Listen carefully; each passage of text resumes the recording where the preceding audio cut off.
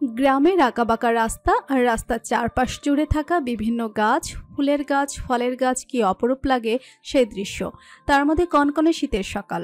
সবে ডিসেম্বরের গণ্ডি পেরিয়ে জানুয়ারি শুরু হয়েছে, আর শীতও জেঁকে বসেছে। শহরের তুলনায় গ্রামে একটু বেশি শীত পড়ে। এই কনকনে শীতের মধ্যেও রাস্তা দিয়ে ভোরবেলায় বেরিয়ে পড়েছে পরি আর তার দুই সঙ্গী লাইলি আর হেনা। উদ্দেশ্য রস চুরি করা। এই পরি, এই ভোরবেলায় তোর রস চুরি করার কি খুবই দরকার আছিল? বল তো বোন, তাও আবার ওই তালুকদার বাড়ির বাগানের গাছ থাইকা। হাস না হেনা, তুই চুপ থাক। রস আনতে পারলে তো তুইও খাবি নাকি? পরি শুনছিল ওদের কথা, কিন্তু কিছু বলেনি। ওদের বকবক শোনার সময় নেই ওর। সবাই উঠে যাওয়ার আগেই রসের কলসিটা নিয়ে ভাগতে পারলেই হলো। চুপি চুপি তালুকদারদের বাগানে প্রবেশ করে ওরা তিনজন। হেনাকে গাছে উঠিয়ে দিয়ে নিচে দাঁড়িয়েছে পরি আর লাইলি। হেনা মাত্রই রসের কলসিটা খুলেছে, তখনই পেছন থেকে কর্কশ্বরে একজন বলে ওঠে, ছি ছি ছি, তোরা এইগুলা করস? লজ্জা লাগে না? মাইনষের বাড়ির গাছে থেকে রস চুরি, ছি। পরি আর লাইলির সাথে সাথে তাকায়। হেনা তো পারে না, গাছে থেকে পড়ে যায় ভয়ে। শেষে কিনা চুরি করার অপরাধে বাড়িতে বিচার যাবে। লাইলি আর পরি ভয় পায় না। সামনে যে দাঁড়িয়ে আছে তাকে দেখে ভয় পাওয়ারও কিছু নেই। তোরা তো আর মানুষদের দিয়ে খাবি না। এত বড় বাগান করেছিস, জীবনে কিছু দিয়েছিস, তাই নিতে এসছি। তোদের দিয়া খাইতে হইব কেন? গাছ আমার আব্বাই লাগাইছে, তোরা খাবি কেন? তোর আব্বার গাছ বইলা কি তুই একলাই খাবি সব কিছু? আমরা কি তোর বন্ধু না? হ, একলাই খামু। নাম গাছে থেকে, রসের কলসি দিয়ে বিদায় হ। দিব না, এটা আমাগো। এমন করস কেন? কালকেও তো হইব, তখন নিস। না, এইটা নিতেই আসছি আমি। শিহাব ভাই আসছে বাড়িতে। আম্মা কইছে রস নিয়ে যাইতে, শিহাব ভাই খাইব। দে দে কলস দে আমারে। শিহাবের নামটা শুনে চমকে উঠে পড়ি।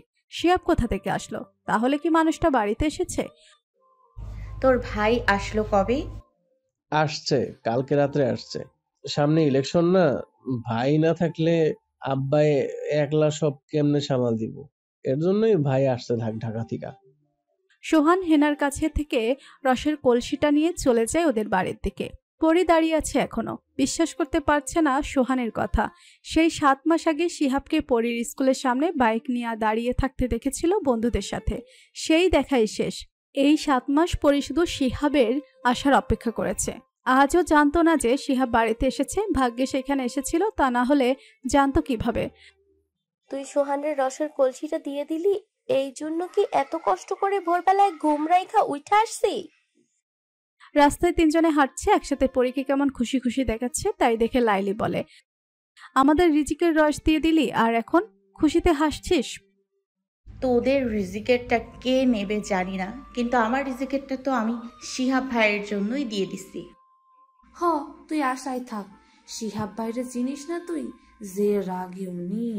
ওনার এই রাগের জন্যই তো ওনার আব্বা ওনারে ঢাকা পাঠাই দিছে। বাড়িতে থাকতে শুধু মারামারি করত। আমার তো দেখতেই ভয় লাগে। পরি কারো কথা কানে নেয় না। ওদের বিদায় দিয়ে নিজের বাড়ির দিকে যায় পরি। লতা বেগম উঠান ঝাড়ু দিচ্ছে। পরীকে দেখেই তিনি তেড়ে আসে। এই সেমরি, এই শীতের মধ্যে তুই কোথায় গিয়েছিলি এই 7 সকালবেলা? উফ মা, তুমি এমন করো কেন? আমি কি হারাই গেছি? গিয়েছিলাম হেনাদের বাড়িতে, কাকি পিঠা বানাইছে, খাইতে গেছিলাম। লতা বেগম পরীর যাওয়ার দিকে তাকিয়ে থাকে। তার 2 কন্যার ভিতরে এই কন্যারই তার সব থেকে বেশি রূপ। পরীর এই রূপের বর্ণনা লতা বেগম নিজেও করতে পারেন না। দুধিয়ালতা রূপ পরীর, কিন্তু এই রূপ নিয়েও পরীর বিন্দুমাত্র অহংকার নেই। সে নিজের মতো থাকে, রূপ তার কাছে কিছুই না। কিন্তু অনেক খারাপ মানুষের নজর যে পরীর উপর পড়ে তা লতা বেগম জানেন। তাই তো মেয়েকে তিনি সামলে রাখতে চায়, কিন্তু মেয়ে তার জেদি। পরীকে বন্দি করে রাখা পরী একটু পছন্দ করে না। পরী প্রজাপতির মতো উড়তে ভালোবাসে। তাই করে পরী পুরো গ্রাম জুড়ে উড়ে বেড়ায় পরী। কি আমার চা কোথায় লতা? চা কি দিবা না আজকে? আর দিতেছি, একটু বসেন। লতা বেগম চলে যেতে সিরাজ শেখ বসেন উঠানে রাখা চেয়ারে। তিনি এই গ্রামের সম্মানিত শিক্ষক। 2 মেয়ে, বউ আর নিজের মাকে নিয়েই তার পরিবার। সিরাজ শেখ এখনো শিক্ষকতা করেন। পরিবার নিয়ে ভালোই চলছে তার জীবন। খুব বেশি বড় লোক না হলেও সিরাজ শেখের পিতা তাকে অনেক সম্পত্তির মালিক করে দিয়ে গেছেন। আছে 2 মেয়ে। মেয়েদের নিয়ে সিরাজ শেখ কখনোই চিন্তা করেন না। তবে ছোট মেয়ের দস্যুপনার জন্যই ভয় হয় তার। ঘরে গালে হাত দিয়ে বসে আছে পরী। কি হয়েছে তোর আবার? কিছু হয় নাই, কি হবে? তাইলে এমন গাল ফুলিয়ে বসে আছিস কেন? আপা, শিহাব ভাই আসছে জানো? আমি কিভাবে জানবো? আর আসবো না কেন? সামনেই তো নির্বাচন। নির্বাচন হইলে উনি আসবো, তাছাড়া কি আসবো না? আর আমি কিভাবে জানবো পরি? আর তোরা তো মাথা ব্যথা কেন? এমনি। পরি তৈরি হতে চলে যায়। স্কুলে একদিনও বন্ধ দিতে পারে না পরি, কারণ তার আব্বাই স্কুলের হেডমাস্টার। পরি নাস্তা করে বেরিয়ে যায়। লাইলি আর হেনা পরির জন্যই অপেক্ষা করছিল। পরি আসতেই তিনজনের আবার হাঁটতে শুরু করে। রাস্তার এক পাশ দিয়ে হেঁটে যাচ্ছে তিনজনে। স্কুলের সামনে আসতেই বটতলায় শিহাবের বন্ধুদের দেখতে পায় পরি। এটা রোজই হয়, ওরা এইখানে বসেই আড্ডা দেয়। কিন্তু শিহাব নেই। পরি একটু অবাক হয়।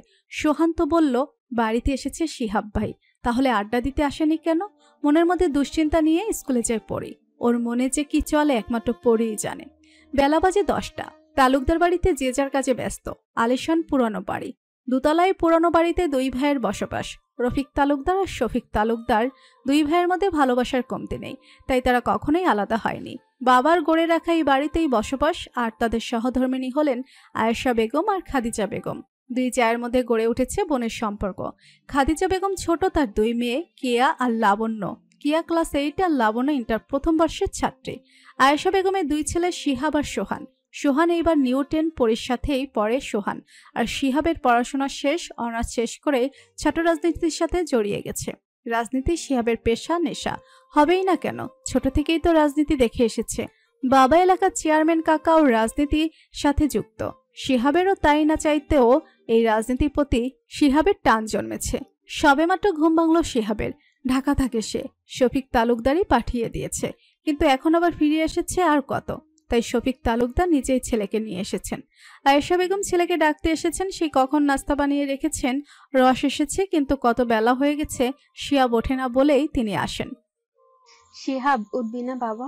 বেলা হয়েছে, উঠে পড়। উঠছি আম্মা, আপনি কেন কষ্ট করে আসতে গেলেন? কষ্ট কই? আমার ছেলেকে কি আমি ডাকতে আসতে পারি না? এর জন্য সিঁড়ি ভেঙে উপরে আসতে হবে? বসেন আপনি এখন, আমি ফ্রেশ হয়ে আসি। আয়েশা বেগম শিহাবের দিকে তাকিয়ে থাকে। তার ছেলেটা কেমন হয়ে গেছে। একটা খারাপ অতীত তার ছেলেকে শেষ করে দিয়ে গেছে। ঠিকমতো খায় কি না খায় কে জানে। এই ঝড়গুলো কেন তার ছেলের উপর দিয়েই গেল আয়েশা বেগম তাই ভেবে পায় না। কি ভাবছেন আম্মা? কিছু না, চল নিচে চল। শিহাব নিচে আসে আর আয়েশা বেগম খাদিজা বেগম শিহাবকে নামতে দেখে নাস্তা টেবিলে দিতে থাকে। শিহাব এসে বসে একটা চেয়ারে। এখন বাড়িতে কেউই নেই, সবাই সবার কাজে চলে গেছে। শিহাবই নাস্তা করে বেরিয়ে যায়। অনেকদিন ছোট ভাই আর বন্ধুদের সাথে আড্ডা দেওয়া হয় না। উদ্দেশ্য বটতলা। শিহাব ভাই! আস্তে চিল্লা সিয়াম, গলার রগ ছিঁড়ে তো মরে যাবি। তুমি যাই বলো না তামজিদ ভাই, গলার রগ ছিঁড়া মানে মরে কেউ। যেদিন মরবি ওই দিনই বুঝবি। ওদের কথার মধ্যেই শিহাব এসে বাইক থামায় ওদের সামনে। প্রায় 15 জন হবে একসাথে দাঁড়িয়ে আছে। এতদিন ওরা এই শিহাবের জন্যই আশা বসেছিল। ভাই কেমন আছেন? ভালো, তোদের খবর কি? কলেজ নেই? না ভাই, কলেজ ভাল লাগে না। ভালো লাগবে কেমনে? তুই তো বয়েজ কলেজে পড়িস। শাকিলের কথা শুনে সবাই হেসে দেয়। শিহাব বাইকে বসে আছে আর বাকিরাও কেউ বেঞ্চে তো কেউ বাইকেই বসে বসে গল্প করছে। তখন স্কুলে ছুটির বেল বেজে ওঠে। বটতলা আর স্কুলের মধ্যে শুধু একটা দেওয়ালই আছে, তাই শব্দ শুনতে অসুবিধা হয় না। দুপুর 12টায় স্কুল ছুটি কেন? ভাই স্কুল থেকে অন্য স্কুলে খেলা দিতে যাইবো, তাই ছুটি দিয়ে দিছে মনে হয়। শিহাব আর কথা না বাড়িয়ে গল্প শুরু করে সেই এক রাজনীতি গল্প। এই একদল মানুষ আছে যারা শিহাবের সাথে থাকতো, কিন্তু তামজিদ আর সিয়াম এই দুজন শিহাবের খুব কাছের বলা যায়। শিহাব ওদের চোখ বন্ধ করে বিশ্বাস করে। যখন শিহাব ঢাকা চলে যেত তখন এই দুজনেই ওদের ক্লাব আর যাবতীয় কাজগুলো দেখেছে। স্কুল ছুটি, তাই বাড়ির দিকে যাচ্ছে পরি, লাইলি, হেনা আর ওদের সাথে যোগ হয়েছে সোহান আর কেয়াও। কেয়াও পরীকে অনেক পছন্দ করে, সবসময় পরি আপু বলে দৌড়ে আসে। এখনো পরীর হাত ধরে হাঁটছে কেয়া। সোহান লাইলির সাথে সামনে ঝগড়া করে যাচ্ছে। ঝগড়ার কারণ সকালের রস চুরি। আমি সবাইরে বলবো, তোরা আমাদের গাছের রস চুরি করতে গিয়েছিলি, আমি হাতে হাতে ধরছি। চুরি কইরা কি আর খাইতে পারছি? তার আগেই তো নিয়ে গেলি। তুই চুপ থাক, ওরা তো তাও নিচে দাঁড়াই ছিল, তুই তো গাছে উঠছস। পরি আপু, আমি তোমারে রস দিব, তুমি চিন্তা করো না। ও, তুই কি ঘরের শত্রু বিভীষণ ক্যা? কেয়া চুপ হয়ে যায়। সোহান যে ওকে বাড়িতে গেলে চুলের ছুটি ধরে টানবে এটা কেয়া জানে। ঝগড়া করছে আর হাঁটছে ওরা। পরি তো পারে না সোহানের মাথা ফাটিয়ে দেয়, সোহানও তাই। হাঁটতে হাঁটতে ওরা বটতলার কাছে চলে আসে। পরি ঝগড়া করছিল সোহানের সাথে চেঁচিয়ে চেঁচিয়ে, তাই আশেপাশে খেয়ালই করেনি। কিন্তু শিহাব আর বাকিরা তাকায় ওদের দিকে। শিহাব দেখে সোহান মেয়েদের সাথে ঝগড়া করছে, তাই উপায় না পেয়ে সিয়ামকে ডাকতে বলে সোহানকে। সোহান এদিকে আয়। সবাই একসাথে তাকায় শিহাবদের দিকে, এতক্ষণ খেয়ালই করেনি কেউ। সোহান এগিয়ে যায় শিহাবের কাছে, আর পরি ওরা রাস্তায় দাঁড়িয়ে থাকে। শিহাব ওদেরকেও ডাকতে বলে সোহানকে। সোহান ডাকে, যায় ওরা। পরি যেতে চায় না, ভয় লাগছে, কিন্তু যেতেই হবে। রাস্তা দিয়ে এইভাবে ছেলে মেয়ে মিলে চিল্লিয়ে চেঁচিয়ে ঝগড়া করা কি ভালো? ভাই, ওরাই আমারে একলা পেয়ে ঝগড়া শুরু করে দিছে। আমি নাকি মিথ্যা বলি? কি নিয়ে ঝগড়া তোদের, শুনি তো একটু। ভাই, সকালবেলা আম্মা আমারে বলল শিহাব ভাই আসছে রস আনতে। আমি গেছি বাগানে, গিয়ে দেখি ভাই 3 জন চুন নিয়ে আমাদের রস তৈরি করতেছে। আমি অনেক কষ্ট করে ওদের থেকে রসের কলসি উদ্ধার করছি, কিন্তু এখন আবার বলতেছে আমাদের নাকি রস আর খাইতে দিবে না, সব চুরি করব। শিহাব চুপচাপ শুনছিল, আর পরির পাশে থেকে শুধু শিহাবকেই দেখছে, যা শিহাবের চোখ এড়ায় না। কিন্তু ও চুপ, পরির দিকে তাকায় না শিহাব। সোহানকে বলে, মেয়ে মানুষের সাথে ঝগড়া করলে মানুষ তোরেই কথা বলবে, যা বাড়ি যা। বিচার করবা না তুমি ভাই? আরেকবার রস না পেলেই বিচার করব, এখন বাড়িতে যা। সোহান ওরা চলে আসে। পরির হাত পা কাঁপছে। শিহাব ভাইকে সে সবসময় দূর থেকে দেখেছে। সেই ছোট্টবেলায় যখন শিহাব পরির বাবার কাছে পড়তে আসতো, ঠিক তখন থেকেই পরি শিহাবের মায়ায় পড়ে। কিন্তু শিহাব বরাবরই এমন, কখনোই পরির দিকে চোখ তুলেও দেখেনি। পরির এর জন্যই শিহাবকে এত পছন্দ। পুরুষ মানুষ নারীর দেহে আর সুন্দর রূপে পাগল হয়। চোখ দিয়ে কত মানুষ ভস্ম করে দিয়েছে পরীকে, তা কি পরি বুঝতে পারে না? কিন্তু শিহাবকে পরি যতবার দেখেছে, শিহাব কখনোই তাকায়নি পরির দিকে। ওরা চলে যেতেই শিহাব সিয়ামকে প্রশ্ন করে, ওই মাথায় হিজাব পরা মেয়েটা কে রে? ভাই, আপনি ওরা চিনেন না? কেন, চেনার কি কোনো বিশেষ কিছু আছে ওর মধ্যে? আছে তো ভাই, হিজাব পরা বলে হয়তো ঠিক মতো দেখেন নাই। ওর রূপে মানুষ পাগল ভাই। নারীর রূপ আর মায়া পুরুষকে ধ্বংস ছাড়া কিছুই করে না ভাই। ও হইছে সিরাজ মাস্টার আছে না, ওনার ছোট মেয়ে পরি। পাপিয়ার ছোট বোন? ভাই, পাপিয়া আপার ছোট বোন। শিহাব তামজিদের দিকে তাকায়, হেসে বলে, কিরে, তোর তো দেখি শালীও আছে। তুই কি পরীরে কখনো দেখিস নাই? খেয়াল করি নাই, বললাম না নারী জাতি ধ্বংসের কারণ, তাই দেখার প্রয়োজনও মনে করি না। আর কত এমন ভাবে থাকবি শিহাব? এবার ঠিক কর নিজেকে। রাজনীতি পেশা আর নেশা, নারী না। নারীর প্রতি মায়া ভালোবাসা আমি কবর দিয়ে দিয়েছি। দুপুরে পরি একা ওদের বাড়ির পেছনের পুকুর ঘাটে বসে আছে। পরিদের বাড়ি এত বড় নয়, বড় বড় দুটো টিনের ঘর, তবে উঠান অনেক বড়। বাড়ির পেছনেই বাঁধানো পুকুর ঘাট, সেইখানেই বসে আছে পরি গোসল করবে বলে। পাপিয়া, হেনা, লাইলি ওরা একসাথে প্রতিদিন এই পুকুরে গোসল করে। তবে লতা বেগম আর পরির দাদির এই পুকুরে গোসল করা নিয়ে ঘোর আপত্তি। তাদের কথা, বাড়ির মেয়ে মানুষ কেন বাড়ির বাইরে পুকুরে যাবে। কিন্তু পরি মানে না এইসব, তার সাঁতার কাটতে ভালো লাগে। একটু পরেই বাকিরা চলে আসে, সবাই একসাথে লাফিয়ে পড়ে পুকুরে। এই পরি, এদিক দিয়ে রাস্তার মানুষ দেখা যায়, তোর দাদি যদি এইটা জানতো তাহলে আর রক্ষে থাকতো না।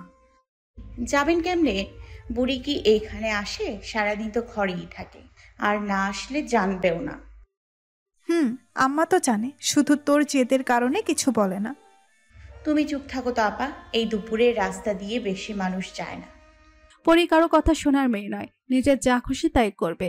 পরি মনের সুখে সাঁতার কাটতে থাকে সারা পুকুর জুড়ে। সাথে যুক্ত হয় হেনা আর লাইলি, পাল্লা দিয়ে সাঁতার কাটছে, কিন্তু পাপিয়া সাঁতার জানে না, ঘাটে বসে আছে ও। শিহাব সবার সাথে আড্ডা দিয়ে কিছু কাজ শেষ করে বাড়ি ফিরছে। দুপুর 2টোর বেশি বাজে। এই সময় প্রায় সব রাস্তাঘাটই ফাঁকা। শিহাব বাইক চালাচ্ছে, পিছে তামজিদ বসে আছে। হঠাৎই শিহাবের চোখ যায় রাস্তা থেকে একটু দূরেই একটা পুকুরে। বেশি দূরে না হয় সবই বোঝা যাচ্ছে। শিহাব তাকাতে চায় না, তবুও চোখ যায়। দূর থেকে শিহাব দেখে একটা মেয়ে এদিক ওদিক সাঁতার কাটছে, মুখে তার মিষ্টি হাসি, সাদা ফর্সা গায়ে লাল ওড়না, দেখতে পরি থেকে কম লাগছে না। শিহাব চোখ সরিয়ে নেয় সাথে সাথে, আর তাকানোর সাহস করে না। বুকের ভেতর মোচড় দিয়ে ওঠে। মেয়ে মানুষকে আল্লাহ এমন রূপ কেন দেয় কে জানে। মায়া যেন ওদের মুখে উপচে পড়ে। তামজিদের বাড়ির সামনে এসে বাইক থামায় শিহাব। তামজিৎ নেমে যায়। সন্ধ্যায় যাওয়ার সময় আমাকে নিয়ে যাবি। আসি। তামজিৎ, ওটা কি পাপিয়াদের বাড়ির পুকুর না? তামজির বাড়ির গেটের সামনে গিয়ে দাঁড়িয়ে যায়। শিহাব এমন প্রশ্ন কখনো করে না। হ্যাঁ, কেন বলতো? এমনি, যা তাহলে। শিহাব চলে আসে বাড়ি। এই সময় খাওয়া দাওয়া শেষে সবাই সবার ঘরে চলে গেছে। শিহাবও নিজের ঘরে চলে যায়। লম্বা একটা গোসল দরকার। ঘরে ঢুকে শিহাব গোসলে চলে যায়। লম্বা একটা গোসল শেষে বেরিয়ে আসে, দেখে লাবণ্য শিহাবের রুমে। শিহাব বেশ অবাক হয়, এই মেয়েটা শুরু থেকেই এমন, না বলে হুটহাট সবার রুমে ঢুকে যাবে। কিরে, তুই এখানে? আমার রুমে কি? লাবণ্য শিহাবের কণ্ঠ শুনে তাকায় ওর দিকে। শিহাব একটা ট্রাউজার আর টি শার্ট পরে আছে। লাবণ্য কোনো কথা বলতে পারে না। কাল থেকে যখন শুনেছে শিহাব এসেছে, কখন বাড়ি আসবে আর কখন দেখবে সেই চিন্তায় অস্থির ছিল। আপনার সাথে দেখা করতে আসলাম। ও, কেমন আছিস? কাল এসে তোকে দেখলাম না। চাচি বলল তুই বান্ধবীর বিয়েতে গিয়েছিস। হ্যাঁ গিয়েছিলাম, চলেও এসেছি। আপনি যে আসবেন আমি জানতাম না। জানলে কি হতো? তাহলে আর যেতাম না বিয়েতে। তো আমায় কেউ কিছুই বলেনি। শিহাব মুস্কি হাসে। এই মেয়ে যে কেন এমন পাগলামি করে শিহাব বুঝে, কিন্তু প্রশ্রয় দেয় না। এই বয়সে মানুষের মনে আবেগ ভর করে। ভুলটা এই বয়সেই হয় ভালোবাসার ভুল, যা শিহাব নিজেও করেছে। তাই আর কারো ভালোবাসায় শিহাব পাত্তা দেয় না। আপনি কি আবার চলে যাবেন ঢাকায়? শিহাব আয়নায় চুল ঠিক করছিল। লাবণ্য এখানে আসায় শিহাব বিরক্ত। আবার তার মধ্যে শুধু প্রশ্ন করে যাচ্ছে। না, আর যাবো না। আর গেলে তো দেখতেই পাবি। আর যাবেন না তাহলে? আমি বাইরে থেকে এসেছি। তোর কথা শেষ হয়ে গেলে গিয়ে পড়তে বস। আমি ভাত খাবো, তারপর ঘুমাবো। লাবণ্য আর কিছু বলতে পারে না। মুখের উপর কেউ যদি এমন করে বলে তাহলে আর কিছু বলারই থাকে না। লাবণ্য মন খারাপ করেই বেরিয়ে আসে। শিহাব টেবিলে ঢেকে রাখা খাবারটা খেয়ে নিয়ে ঘুমাতে চায়। রাজনীতির সাথে জড়িয়ে শিহাব যে কবে ঠিকমতো একটু ঘুমিয়েছে বলতে পারে না। অন্যদিকে পরি প্রায় 1 ঘন্টার মতো পুকুরে গোসল করে বাড়িতে আসে। লতা বেগম পরীকে দেখেই বকতে শুরু করে, কিন্তু পরি পাত্তা দেয় না। জামা পাল্টে একটা নীল 3 পিস পরে নেয়। লতা বেগম খেতে ডাকে। পরি আর পাপিয়া গিয়ে খেতে বসে। পরির দাদি আমিনা বেগমও বসেছেন সাথে। এই পরি, তোর কি রূপ ভাল লাগে না? মানুষ রূপের জন্য কত কিছু করে, আর তোরে আল্লাহ দিছে তুই পুকুর নদীতে গিয়ে গিয়ে নিজেরা ভূত বানাইতছস। এই রূপের জন্যই আমার ভালো করে বিয়ে হয়েছিল। তোর দাদাই আমারে অনেক পছন্দ করে আনছিল। ওইটাই আমার দাদার সারা জীবনের ভুল ছিল, বুঝলা বুড়ি? বেঁচে থাকলে দুঃখ করে বলতো সবাইকে। আহা পরি, এত কথা বলতে হয় না খাবার সময়, চুপচাপ খা। পাপিয়ার বিয়ের কি ব্যবস্থা নিলা লতা? সিরাজরে বলতে বলছিলাম না একটা ভালো ছেলে আছে? আমিনা বেগমের এমন কথায় বুক কেঁপে ওঠে পাপিয়ার। মনে মনে এই ভয়টাই পাচ্ছিল। দাদি ওর বিয়ের জন্য উঠে পড়ে লেগেছে। আমারে বিয়ে না দেওয়া পর্যন্ত কি তুমি শান্তি পাইবা না দাদি? না, বিয়ের বয়স হয়েছে সেই কবে। আমারে দিতে হবে না তোমার বিয়ে। বেশি করবা, পরে আমিই তোমারে বিয়ে দিয়ে দিব, দেখো। কথাটা বলেই পাপিয়া চলে যায় খাওয়া ছেড়ে। পরি চুপচাপ খাচ্ছিল। খাওয়া শেষে উঠে গিয়ে ঘরে যায়। পাপিয়া ফোনে কাকে যেন মেসেজ করছে আর চোখ মুছছে। পরি গিয়ে পাপিয়ার পাশে বসে। আপা তুমি কান্না করছো কেন? দাদি তোমারে বিয়ে দিয়েই থামবো। ইস, আমি জীবনেও হইতে দিব না। তাহলে কি করবা? আমি যারে ভালোবাসি তারই বিয়া করব। কারে ভালোবাসো তুমি আপা? আমারে তো কোনোদিন বললা না। তামজিৎ ভাইরে ভালোবাসি আমি পড়ি। ওনার সাথে আমার 1.5 বছরের সম্পর্ক। ওনারে রেখে আমি অন্য লোকের জীবনেও বিয়ে করব না। পরি মনে মনে খুব খুশি হয় যে পাপিয়া তামজিৎকে ভালোবাসে। খুশি হওয়ার কারণও আছে। তামজিৎ হইল শিহাবের সব থেকে কাছের বন্ধু। পাপিয়ার সাথে তামজিদের বিয়ে হইলে শিহাবও থাকবো এই আশাই পরি করছে মনে মনে, কিন্তু পাপিয়াকে তা বুঝতে দেয় না। রাতে তালুকদার বাড়িতে সবাই একসাথে খেতে বসেছে। শিহাব এখনো বাড়ি ফেরেনি। শফিক তালুকদার ছেলেকে নিয়ে খুব চিন্তিত। বাড়িতে থেকে দূরে ছিল ভালো ছিল, এখন এসে আবার কোন ঝামেলা বাঁধিয়ে ফেলে কে জানে। শফিক তালুকদার এলাকার চেয়ারম্যান হলেও তিনি ঝামেলা পছন্দ করে না, কিন্তু শিহাব তার উল্টো ছাত্র রাজনীতি করে। নানা জায়গায় সে ঝামেলা বাঁধিয়ে রাখে, মাথা ঠান্ডা করতে পারে না। সেই সময় শিহাব বাড়ি ঢুকে। সবাই শিহাবের দিকেই তাকিয়ে আছে। কি এভাবে দেখছো কেন সবাই? মিটিং ছিল আব্বা। খেয়ে যা তাহলে। সে কখন খেয়েছিস? ফ্রেশ হব আম্মা আমি। আপনি খাবারটা উপরে পাঠিয়ে দিয়েন। আর কেউ কিছু বলে না, বলার সাহসও নেই। শিহাবের রাগ সম্পর্কে সবাই অবগত, তাই ওর ব্যাপারে কেউ বেশি কথা বলে না। লাবণ্য এতক্ষণ শিহাবকেই দেখছিল। পাঞ্জাবি পরে সবসময় শিহাব, সাদা পাঞ্জাবি, দেখতে পুরো নেতা নেতা লাগে লাবণ্যর কাছে শিহাবকে। খাওয়া শেষে লাবণ্য রুমে যায় না, আয়েশা বেগমের আশেপাশে ঘুরতে থাকে। আয়েশা বেগম শিহাবের খাবারটা নিয়ে উপরে যাবে, তখনই লাবণ্য এসে পথ আটকায়। তুমি কেন যাচ্ছ চাচি? তোমার না কোমরে ব্যথা? সিঁড়ি দিয়ে ওঠার কি দরকার? আমাকে দাও, আমি দিয়ে আসছি শিহাব ভাইকে খাবারটা। আচ্ছা দিয়ে আয় তাহলে। আয়েশা বেগম চলে যায় লাবণ্যের হাতে খাবার প্লেটটা দিয়ে। লাবণ্য শিহাবের রুমে যায়। শিহাব ফ্রেশ হয়ে বেরিয়েছে মাত্র। লাবণ্যকে দেখে শিহাবের মেজাজ বিগড়ে যায়। আপনার খাবার। টেবিলে রেখে যা। জি। লাবণ্য টেবিলে খাবার রেখে চলে আসতে চায়, আর তখনই শিহাব ডাকে লাবণ্যকে। শোন লাবণ্য। শুনছি, বলেন। তোর বয়স কত? 17 বছর। কেন? আবেগ বাদ দিয়ে দে। কি দরকার নিজেকে কষ্ট দেয়ার? যেগুলোকে ভালোবাসা ভাবছিস ওইগুলো ভালো লাগা। ভালোবাসা বলতে কিচ্ছু হয় না। আমার তো তা মনে হয় না। ওটা তোর ভুল ধারণা। বড় হ, পড়াশোনায় মন দে। লাবণ্য কিছু বলতে পারে না। ও তো শিহাবকে ভালোবাসে, তাহলে শিহাব তার ভালোবাসাকে ভালো লাগা কেন বলতে চাইছে? লাবণ্যের মন খারাপ হয়, দৌড়ে চলে যায় নিজের ঘরে। শিহাব খাবার শেষ করে বিছানায় গায়ে এলিয়ে দেয়। ভীষণ ক্লান্ত সে। চোখ দুটো বন্ধ হয়ে আসছে শিহাবের, কিন্তু চোখ বন্ধ করে যখন শিহাব ঘুমাতে চায়, অমনি ওর চোখের সামনে পরীর মুখটা ভেসে ওঠে। সে পানিতে সাঁতার কাটার দৃশ্য। শিহাব সাথে সাথে চোখ খুলে ফেলে। শিহাব অবাক হয়, কি ভাবছে আর কি দেখছে। নিজের ভুল মনে করে আবারও চোখ বন্ধ করে না, এইবারও সেই পরীর মুখ। শিহাব উঠে বসে। বিরক্ত লাগছে তার। শিহাব নিজের রুমের বারান্দায় গিয়ে দাঁড়ায়। অসহ্য যন্ত্রণা হচ্ছে ওর। সিগারেট ধরায় শিহাব। ভাবতে থাকে নিজের অতীতের কথা। সেই ভুলের জন্যই আজ ওর জীবনটা এমন। পরী শুয়ে আছে পাপিয়ার সাথে। পাপিয়া তামজিদের সাথে মেসেজ করছে। পরী বিরক্ত হয়ে উল্টো দিকে ঘুরে শুয়ে পড়ে। ভাবতে থাকে ভালোবাসা কত সুন্দর, তার আপা নিজের ভালোবাসার মানুষের সাথে কথা বলছে। আর পরী শিহাবকে একদিন ঠিক মতো দেখতেও পারে না। শিহাবের সাথে পরীর কোনোদিনও কথা হয়নি। শিহাব পরীকে কখনো ভালো করে দেখেও নি। শিহাব তো রাজনীতি নিয়েই পড়ে থাকতো। তারপর হঠাৎ করে শিহাব ঢাকা চলে যায়। কেন যায় পরী আজও জানে না। শিহাবকে যে পরী কখনো পাবে এটা পরী আশাও করতে পারে না। প্রায় অনেকক্ষণ পরে পাপিয়া ডাকে পরীকে। এই পরী, ঘুমিয়ে গেছিস? না আপা, ঘুমাইনি, বলো। জানিস আজকে কি হয়েছে? কি হয়েছে আপা? শিহাব ভাই নাকি মির্জা বাড়ির ছেলে আছে না, ওই যে আরিফ মির্জা, ওকে ধরে মেরেছে। তামচি তোরাও নাকি ছিল। আমার শুনেই ভয় লাগছে, আবার ভালোও লাগছে। ওই আরিফ একটা বজ্জাত মেয়েদের বাজে কথা বলে। শিহাব ভাই মেরেছে, আরিফ কিছু বলেনি। আচ্ছা আপা, উনি এমন মারপিট করে কেন সব সময়? এভাবে তো ওনার শত্রু বাড়বে। শিহাব ভাইকে তুই তাহলে ভালো মতো জানিসই না। তোর মতো আমিও ভাবতাম। তামজিৎ যখন আমায় ভালোবাসি বলেছিল, আমি ভয় না করে দিয়েছিলাম। কিন্তু কথা বলতে বলতে সবটা জানতে পারি। শিহাব ভাই খারাপ কাজ করে না, উনি ভালো কাজ করে। এই যে আরিফকে মেরেছে, আরিফ কি ভালো বল? তাহলে উনি এইখানে থেকে চলে গেল কেন আপা? উনি তো খারাপ কাজ করেন না। তাহলে শিহাব ভাইয়ের বাবা নাকি এইসব মারামারি পছন্দ করেন না। আর কি কি সমস্যা ছিল জানি না আমি। তবে শিহাব ভাই যাওয়ার পরে ওই আরিফ যা যা করেছে। পরে সবই শুনছে। আবার ভাবছে মানুষটা মারপিট না করলে পারে না। যদি কেউ শিহাবের ক্ষতি করে দেয়, অন্যের ভালো করতে গিয়ে পরে নিজের বিপদ না ডেকে আনে।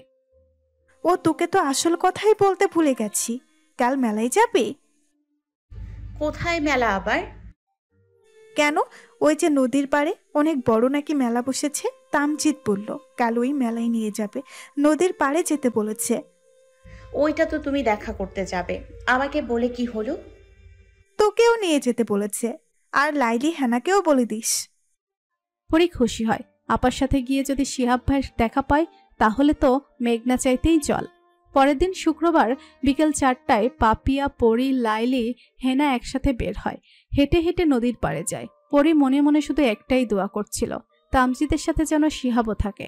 নদীর ঘাটে আসার পর দূর থেকে তামজিদ আরো দুজনকেই দেখতে পায়। পরী দাঁড়িয়ে আছে। একটু কাছে আসতেই পরী বুঝতে পারে শিহাবও আছে। পরীর চোখ আটকে যায়। একজন মেয়ে হয়ে এইভাবে একজন পুরুষকে দেখছে, নিজের উপরই রাগ হচ্ছে পরীর। কিন্তু চোখ যে সরতেই চাইছে না। একটা সাদা পাঞ্জাবি, উপরে চাদর জড়ানো, চুলগুলো এলোমেলো, হাতে সিগারেট। পরীর মনে হচ্ছে সে কোনো মহাপুরুষের প্রেমে পড়েছে। পাপিয়াদের আসতে দেখে তামজিদ এগিয়ে যায়। এত সময় লাগে আসতে?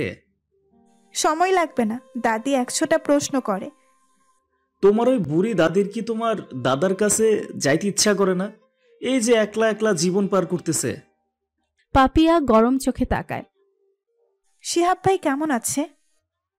ভালো, তুমি কেমন আছো? ভালো। পরি ঘোমটা দিয়ে মাথা নিচু করেছিল, একটু একটু করে লুকিয়ে শিহাবকে দেখছিল।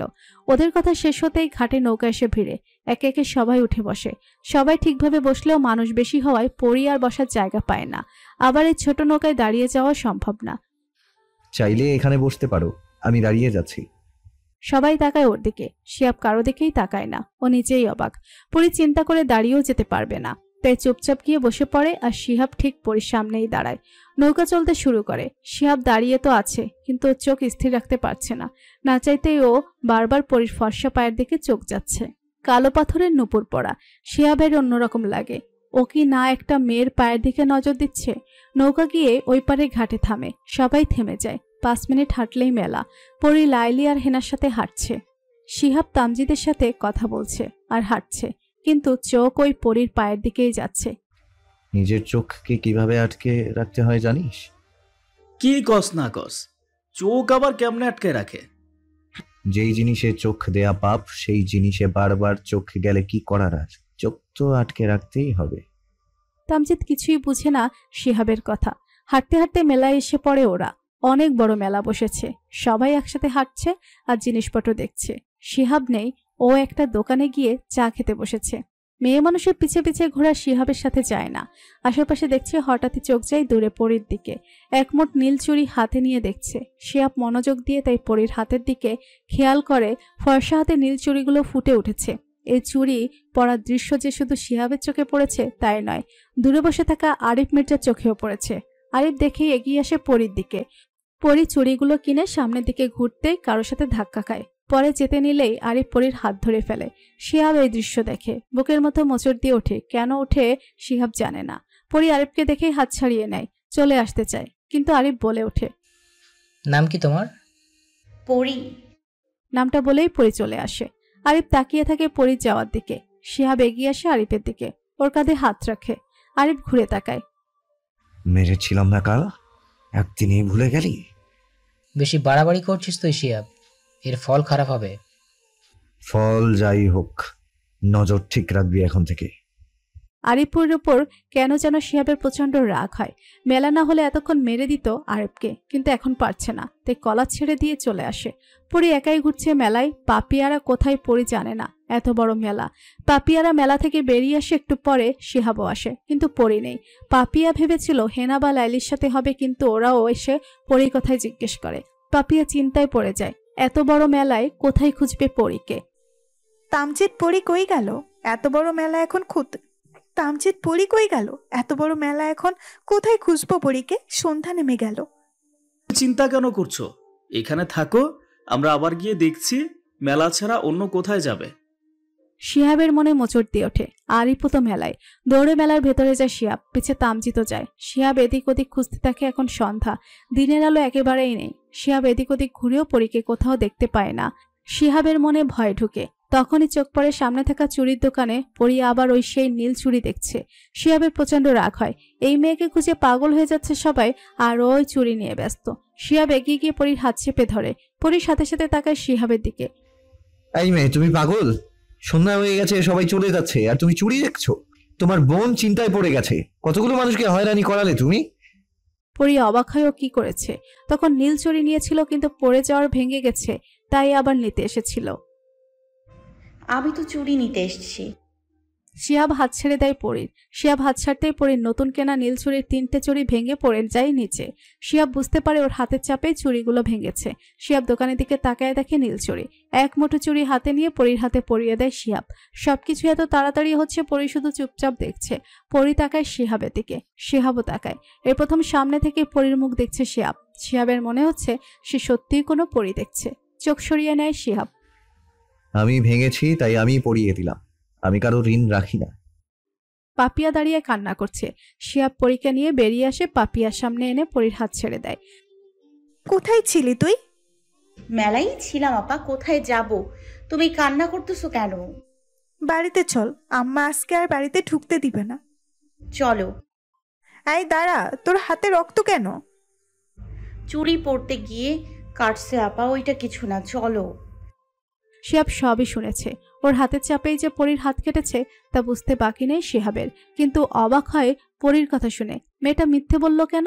পুরো রাস্তায় শিহাব শুধু পরীকে দেখেছে। মেয়েটার মধ্যে কিছু আছে। সবাই বাড়ি চলে যায়, শিহাবরা নিজেদের কাজে। অনেক রাতে শিহাব বাড়ি ফেরে। একদিনও বাড়ি ফিরে শিহাব কাউকে পায় না। এত রাতে কেউ বা ওর জন্য বসে থাকবে। শিহাব নিজের ঘরে চলে যায়। সব ভুল হলেও আয়েশা বেগম খাবারটা ঠিকই টেবিলে রেখে যাবে। এইটা দেখে শিহাব মুচকি হাসে। ওই মানুষটা ছাড়া শিহাবকে কেউই বুঝেনি কখনো। শিহাব খেয়ে নেয়, তারপর শুয়ে পড়ে মনে মনে ভাবতে থাকে তার সাথে কিছু একটা হতে চলেছে যেটা শিহাব চায় না। পরি শুয়ে আছে, হাতের নীল চুড়িগুলো এখনো খুলেনি, বারবার দেখছে। এই চুড়িগুলো কেন যেন পরি খুলতে ইচ্ছে করছে না। যে জিনিস পরি চাইতো সেটাই হয়েছে। শিহাব নিজের হাতে তাকে চুড়ি পরিয়ে দিয়েছে। হোক না সেটা রাগের মাথায় দিয়েছে, তাতেই পরি খুশি। চুড়িগুলো কি খুলবি না, নাকি পরেই থাকবি? আবার হাত কাটার ইচ্ছা? না আপা, অনেক শখের চুড়ি, কোনো দিনও খুলবো না আমি এই চুড়ি। ওটা কাচের চুড়ি পরি, মন ভাঙার মতো এইটাও হুটহাট ভাঙ্গা চাই। কি যে বলো না তুমি আপা, যত্ন করতে জানলে কোনোটাই ভাঙে না। পাকুনি এখন ঘুমা। পরি ঘুমাবে বলেও ঘুমায় না। হাতের দিকে তাকিয়ে ভাবতে থাকে আজকে ঘটে যাওয়া মুহূর্তগুলোকে। বিকেল 4টে, সবে মাত্র স্কুল ছুটি হয়েছে। পরি একা আজকে, বাকিরা কেউই আজকে আসেনি। পরিও আসতে চায়নি, কিন্তু লতা বেগমের ধমকে আসতে হয়েছিল। এখন একাই হেঁটে হেঁটে বাড়ি যাচ্ছে। বটতলার কাছে আসতেই পরি শিহাবকে দেখতে পায়। একা বাইকে বসে আছে। পরির বুক কাঁপতে শুরু করে। স্কুল ড্রেসটা চেপে ধরে সোজা হয়ে হাঁটতে থাকে। শিহাব ফোন টিপছিল বসে বসে। পরি একটু কাছে আসতেই শিহাব তাকায় পরির দিকে। পরি মাথা নিচু করে হেঁটে যাচ্ছে। শিহাব খেয়াল করে পরির বাঁ হাতে কালকে সেই নীল চুড়ি। শিহাব অবাক হয়ে এখনো চুড়ি পরে আছে কেন? এই মেয়ে। পরি চমকে যায়, পেছন ফিরে তাকায়। শিহাবই ওকে ডাকছে। পরি বুঝতে পারছে না যাবে কিনা। তোমাকেই বলছি, এদিকে আসো। পরি আস্তে আস্তে হেঁটে শিহাবের সামনে গিয়ে দাঁড়ায়। রোদ বেশি হওয়ায় পরির মুখ লাল হয়ে গেছে। নীল আর সাদা স্কুল ড্রেস, আর হিজাব দিয়ে ঘোমটা টানা কাঁধে কালো রঙের ব্যাগ। শিহাব কেন যেন এই মুখটাই দেখতে চেয়েছিল। জি বলুন। একা কেন? বাকিরা কোথায়? আসেনি। তোমার হাত দেখি। পরি হাত দুটো সামনের দিকে এগিয়ে দেয়। শিহাব দেখে আসলেই কেটে গেছে, লাল হয়ে আছে। হাত কেটে গেছে আমি ধরেছিলাম বলে, তাহলে পাপিয়াকে কাল মিথ্যে বললে কেন? আপাকে বললে যদি অন্য কিছু ভাবতো তাই। কিছু লাগাওনি? এখনো লাল হয়ে আছে? না। ওই কাটা হাতে আবার কাঁচের চুড়ি পরে আছো কেন? তুমি কি আসলেই বোকা? ইচ্ছে হয়েছে তাই আসছি আমি। আমি যেতে বলিনি। পরি চলে যাচ্ছিল, কিন্তু এই কথা শুনে আবার পিছু ফিরে তাকায়। একটু সাবধানে থাকবে, কাল মেলার মতো যেন আর না দেখি। পড়ে গেলে নিজে উঠে দাঁড়াবে, অন্য কারো হাত ধরবে না। পুকুরে সাঁতার কাটতেও যেন না দেখি। বাড়ি গিয়ে কাটা জায়গায় ওষুধ লাগিয়ে দিও। পরি তাকিয়ে থাকে শিহাবের যাওয়ার দিকে। পরীকে কিছু বলতেই দিল না, নিজেই বলে চলে গেল। কিন্তু পরি ভাবতে থাকে ও যে কাল মেলায় পড়ে গিয়ে অন্য কারো হাত ধরে উঠেছে, আবার পুকুরে সাঁতার কেটেছে, এগুলো শিহাব কি করে জানলো? পরি হাঁটছে আর চিন্তা করছে। বাড়ি এসেই পরি আর পুকুরে যায় না, বাড়িয়ে গোসলখানায় গোসল করে নেয়। লতা বেগম মেয়ের কাণ্ড দেখছে। কি রে, তোর আজকে কি হয়েছে? আজকে পুকুরে গেলি না যে? কেন আম্মা পুকুরে যাইতে না তুমি নিষেধ করো, তাইলে এখন আবার বলতেছো কেন? তোর কি জ্বর হয়েছে পরি? ঠিক আছিস? একবারই ঠিক আছে আম্মা, তুমি ভাত দাও আমারে। লতা বেগমও আর কথা বাড়ায় না। পরি খেয়ে দিয়ে পুকুর ঘাটে গিয়ে বসে। পাপিয়া ঘুমাচ্ছে একা একা, কি করবে? পুকুর ঘাটে বসে নুন মরিচ দিয়ে বড়ই খাচ্ছে। তখনই পাপিয়া এসে বসে পরির পাশে। একা একাই খাচ্ছিস? কি করব, তুমি তো ঘুমোচ্ছিলে। ভাবছি আম্মারে তামজিদের কথা বলে দিব পরি। আম্মা দাদির সাথে মিলে আমার বিয়ে ঠিক করতে চাইতেছে। কি বলো আপা, আম্মা তোমারে রাগ করব? করুক, আজকেই রাইতেই বলবো। তামজি তো তাই বলছে। তোমার কি ভাগ্য আপা। ভাগ্য ছাড়, তুই এখনো এই চুড়ি পরে আছিস। শিহাব বিভিন্ন ব্যস্ততায় সময় কাটায়, কিন্তু হুটহাট করেই পরির কথা মনে পড়ে। এই যে বিকেলবেলা পরির সাথে নিজে ডেকে কথা বলল, তাতে শিহাব নিজেই অবাক হয়। পরির সেই পাজোড়া শিহাবের চোখে ভাসে। পরির সেই ভীতু চোখ আর মুখ শিহাবের অন্তর ঠান্ডা করে দেওয়ার ক্ষমতা রাখে। কিন্তু শিহাব এসব চায় না। অথচ বাড়িতে লাবণ্য শিহাবের সামনে ঘুরঘুর করে কোথায়, তখন তো শিহাবের এমন লাগে না? পরীর মতোই তো সুন্দরী লাবণ্য, তাহলে পরীর বেলায় অনুভূতি ভিন্ন হয় কেন? কি এত চিন্তা করিস তুই? কই কিছু না তো। আরিফ হঠাৎ চুপ হয়ে গেছে, আমার মনে হয় ওই কোনো গন্ডগোল পাকাইব। তা তো করবেই, ও তো নির্বাচনে দাঁড়াবে, ভেজাল না করে বসে থাকবে নাকি? আরিফ কিছুই করতে পারবো না, আরিফ ওই ক্ষমতাই রাখে না। পাশ তো দূরে থাক, এসব নিয়ে আমি চিন্তাও করি না। তারপরেও সাবধান আছি। শিহাব মুচকি হাসে। শিহাব বিচক্ষণ বুদ্ধিমান ছেলে, নিজের বুদ্ধিতে রাজনীতিতে নিজের একটা জায়গা তৈরি করেছে। শিহাবের আব্বা চেয়ারম্যান হওয়া সত্ত্বেও শিহাব কখনোই তার আব্বার পরিচয় কিছু করেনি। যা করেছে নিজে, বরং তার আব্বার দরকারে শিহাব কখনোই পিছপা হয়নি। রাতে শিহাব বাড়ি আসে তাড়াতাড়ি, তখন সবাই একসাথেই বসা। শিহাব নিজের ঘরে যাচ্ছিল, কিন্তু ডাক দেন শফিক তালুকদার। শিহাব, কিছু বলবেন আব্বা? বস আমার পাশে। শিহাব গিয়ে শফিক তালুকদারের পাশে বসে। বলুন আব্বা। বলছি তুই আমার বড় ছেলে, এখন অনেক বড় হয়েছ, বিয়ের বয়সও হয়েছে, আমি তোমার বিয়ে দিতে চাই। আব্বা এই কথা বলার জন্য ডেকে আনলেন? আপনি তো সবই জানেন, এই ব্যাপারে আর কোনো কথা বলতে চাই না। কথা শেষ করেই নিজের ঘরে চলে যায় শিহাব। শফিক তালুকদার আবারও হতাশ হন। তুমি চিন্তা করো না, ওকে একটু সময় দাও। আর কত সময় দেব আয়শা? 2 বছর ধরে বলে যাচ্ছি, ও কি এইসব আর ভুলতে পারবে না? কতকাল বয়ে বেড়াবে সেই অতীত? আয়েশা বেগম দাঁড়িয়ে থাকে। তার ছেলে এক কথা সে তা জানে, কিন্তু পুরো একটা জীবন এইভাবে শেষ করে দিবে, এটা কি করে মেনে নিবে মা হয়ে? শিহাব ঘরে এসে বিছানায় গায়ে লিয়ে দেয়। ভাবতে থাকে, জীবনটা তার এমন হলো কেন? আবার কি নতুন কেউ আসবে ওর জীবনে? যদি আবার ধোকা দিয়ে দেয় তখন? অন্যদিকে আরিফ মির্জা কাল থেকে চুপ, নিজের মধ্যে নেই সে। তার মাথায় একটা জিনিসই ঘুরছে, পরী। সেই পরীকে চায় আরিফ মির্জা, নিজের বাবার কাছে চেয়ে বসেছে পরীকে। আরিফ মির্জার বাবা খালিদ মির্জা পরীর খবর নিতে লোক পাঠিয়েছে, তার ছেলে বিয়ে করবে বলে কথা। সবকিছুই চলছে কিন্তু পরীর অজান্তে। পরী তো সে নীলচরিয়া শিহাবের কথা নিয়েই পড়ে আছে। সকাল সকালই আরিফ মির্জার লোক পরীর সমস্ত খবর নিয়ে পৌঁছায় মির্জা বাড়িতে। খালিদ মির্জা সব শুনে, মেয়ের রূপের প্রশংসা শুনেই তিনি বুঝতে পারেন তার ছেলে কেন এত পাগল হয়েছে। খালিদ মির্জা জানায় আগামী শুক্রবারই তিনি প্রস্তাব নিয়ে পরীদের বাড়িতে যাবেন। এই শুনে আরিফ মির্জার মন শান্তি পায়। তার তো শয়নে স্বপনে শুধুই পরী। সকালবেলা ঘুম থেকে উঠে শিহাব ফ্রেশ হয়ে বাড়ির বাইরে গিয়ে একটা চেয়ারে বসে। বেশি রাত করে ঘুমানোর কারণে শিহাব সকালেই উপভোগ করতে পারে না, কিন্তু আজ কেন যেন ভোরের দিকে ঘুম ভেঙে গেছে। শিহাব বসে বসে ফোনে কিছু একটা করছে। বাড়ির দোতলায় বারান্দা থেকে লাবণ্য শিহাবকে বসে থাকতে দেখে দৌড়ে রান্নাঘরে যায়। সুন্দর এক কাপ চা বানিয়ে নিজেকে ঠিক করে চা নিয়ে শিহাবের সামনে গিয়ে দাঁড়ায়। শিহাবের মনোযোগ তখনই ফোনের দিকে। লাবণ্য তা বুঝতে পেরে হালকা কেসে ওঠে। আপনার জন্য চা এনেছি শিহাব ভাই। শিহাব মাথা তুলে তাকায় লাবণ্যর দিকে। মেয়েটা মাথায় ঘোমটা টেনে চা হাতে নিয়ে দাঁড়িয়ে আছে, দেখে মনে হচ্ছে নতুন বউ। শিহাব বুঝতে পেরেও কিছু বলে না, চুপ করে লাবণ্যর হাত থেকে চায়ের কাপটা নেয়। আজকে এত সকালে উঠলেন যে, কোথাও যাবেন? কেন, আমার কি সকালে ওঠা নিষেধ নাকি? না, তা বলতে চাইনি, আসলে আপনি কখনো ওঠেন না তো, তাই। শিহাব কিছু বলতে যাবে তার আগে শিহাবের ফোনে ফোন আসে। শিহাব চায়ের কাপটা পাশে রেখে ফোনটা রিসিভ করে। কিছু একটা শুনেই শিহাব ফোনটা পকেটে রেখে বাইরে বেরিয়ে যায় বাইক নিয়ে। লাবণ্য ঠায় দাঁড়িয়ে আছে। সবকিছু এত তাড়াতাড়ি হচ্ছে, সব ওর মাথার উপর দিয়ে যাচ্ছে। কোথায় আরো ভাবলো শিহাবের সাথে বসবে, একটু গল্প করবে, তা না। লাবণ্য মন খারাপ করে চায়ের কাপটা নিয়ে বাড়ির ভেতরে চলে যায়। শিহাব বাইক নিয়ে সোজা বটতলায় চলে আসে। একটু পরে তামজিৎ এসে হাজির হয়। তখন তামজিৎ শিহাবকে কল করেছিল, কি দরকারি কথা আছে তাই। কি হয়েছে? কি এত দরকারি কথা বল এবার। ওই দিন মেলায় আরিফ কি পরীরে দেখছিল? শিহাব কথাটা শুনে বেশ অবাক হয়। হুট করে তামজিৎ এমন কিছু বলবে শিহাব আশা করেনি। হঠাৎ এই প্রশ্ন, কি হয়েছে? আরিফ পরীরে বিয়া করতে চায়। সামনের শুক্রবার নাকি পরীদের বাড়িতে প্রস্তাব নিয়ে আইব খালিদ মির্জা।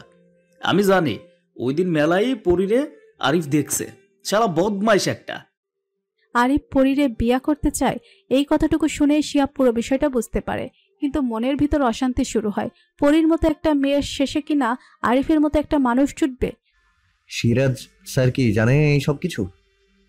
কেউ জানে না, আমারে খবর দিছে একজন। এটা সম্ভব। পরীর জীবনটা একবারে শেষ করে দিব হালায়। ওই হালায় তো মানুষ না, পরীর দেহের সৌন্দর্যে পাগল হইছে। আগেও একবার এমন করছে। ওরা প্রস্তাব আনলে, আর যদি মায়ার পরিবার যদি বিয়া না দেয়, বিয়া না দিলে মেয়ের নামে ওরা বদনাম রটাই দেয়। শিহাব শুধু চুপ করে শুনছে কথাগুলো। মাথার ভিতরে আগুন ধরে যাচ্ছে। বারবার ওই দিন মেলায় পরীর সেই ভীত মুখটা ভেসে উঠছে। মেয়েটার জীবন কি আসলেই নষ্ট হয়ে যাবে? সৌন্দর্য বুঝি মানুষের কাল হয়ে দাঁড়ায়? কিভাবে পরীকে এই ঝামেলা থেকে রক্ষা করবে শিহাব? ওই ছোট্ট মেয়েটা জানেও না ওর দিকে মানুষ কতটা লালসার দৃষ্টিতে তাকায়। চিন্তা করিস না, কিছু একটা ব্যবস্থা হয়ে যাবে, তোদের ছোট্ট পরীর জীবন নষ্ট হবে না। তুই যেমন ভাবতাছোস বিষয়টা কিন্তু আসলে তেমন না। তুই মির্জাকেও কিন্তু চিনোস না। ওরা যে কি ভালো আমি জানি ভালো করে। সিরাজ কাকারে ফাঁদে ফালায় আর রাজি করাই বই। চল। তামজিদ উঠে বসে শিহাব বাইক নিয়ে চলে যায় ক্লাব ঘরের দিকে। পরি রেডি হয়ে বেরিয়ে পড়ে স্কুলের উদ্দেশ্যে। হেনা লাইলিও সাথে আছে। স্কুলের কাছে আসতেই পরির চোখ যায় বটতলার দিকে। কেউ নেই দেখে পরির মনটা খারাপ হয়ে যায়। আর কত টাকায় থাকবি? দেখোস না নাই শিহাব ভাইয়ের অনেক কাজ, সামনে হের নির্বাচন। এখন আর তোমার শিহাব ভাই বটতলায় আইসা বইসা থাকবো পরি বেগম?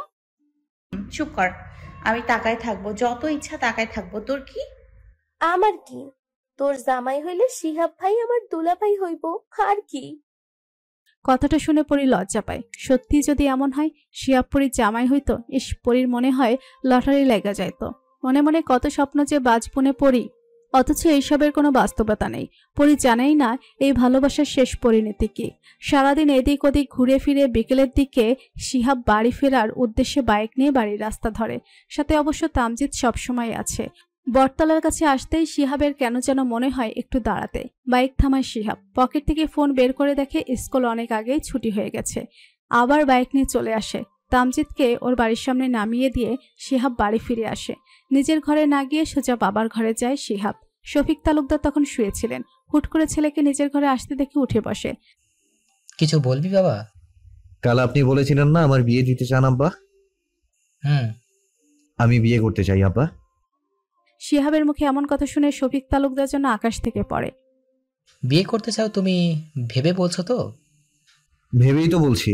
তবে ওইটা সিরাজ স্যারের ছোট মেয়ে পরীকে। আপনি কথা বলুন, আগামী শুক্রবারের আগে আমি বিয়ে করতে চাই। কথাটা বলে শিহাব একটুও দাঁড়ায় না, রুম ছেড়ে বেরিয়ে যায়। শফিক তালুকদার এখনই বিশ্বাসই করতে পারছেন না তার ছেলে নিজে এসে বিয়ে করতে চাইছে, তা আবার পরীকে। শফিক তালুকদারের নিজেরও পরীকে খুব পছন্দ। শফিক তালুকদার আয়েশা বেগমকে ডাকেন, সবটা খুলে বলেন। সব শুনে আয়েশা বেগম শুধু অবাক হয়। এইবার বুঝি তার ছেলের কপালে একটি সুখ আসতে চলেছে। আজ পরীদের তালুকদার বাড়িতে দাওয়াত।